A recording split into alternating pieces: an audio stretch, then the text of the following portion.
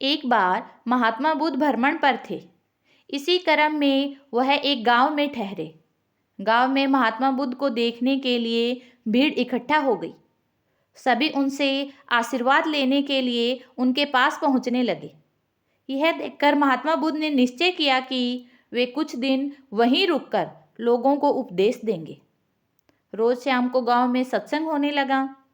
सत्संग में बुद्ध जीवन को नई दिशा देने वाले प्रवचन देने लगे।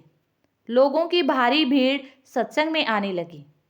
बुद्ध की वाणी में ऐसा सम्मोहन था कि उनके प्रवचन लोगों को सीधे दिल में उतरते थे, उनके जीवन को नया बोध देते थे।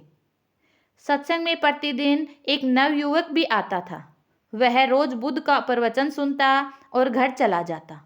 ऐसा कई दिन तक चल रहा था।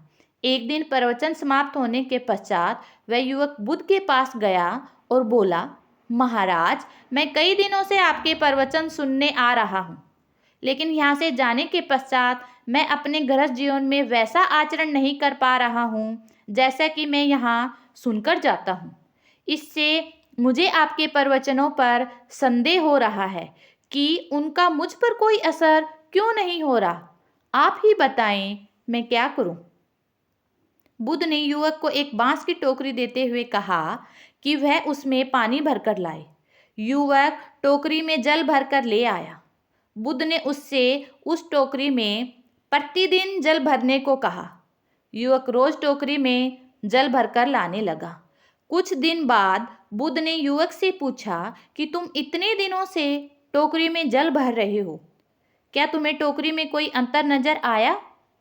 युवक ने कहा, हाँ, पहले टोकरी बहुत गंदी थी, उसमें मिट्टी जमा थी। रोज रोज पानी भरने से वह साफ हो गई है। बुद्ध ने उस युवक को समझाते हुए कहा, जिस प्रकार इस टोकरी में कुछ दिन जल भरने से इसकी गंदगी दूर हो गई, उसी प्रकार प्रतिदिन सत्संग में आने से एक दिन तुम्हारे जीवन में, तुम्हारे मन में सभी विकार दूर हो जाएंगे। तुम्हारे हृदय भी इसी टोकरी की तरह साफ और निर्मल हो जाएगा और तुम पर मेरे उपदेशों का असर होने लगेगा। कहानी अच्छी लगी हो तो please like, share and subscribe करना न भूलें।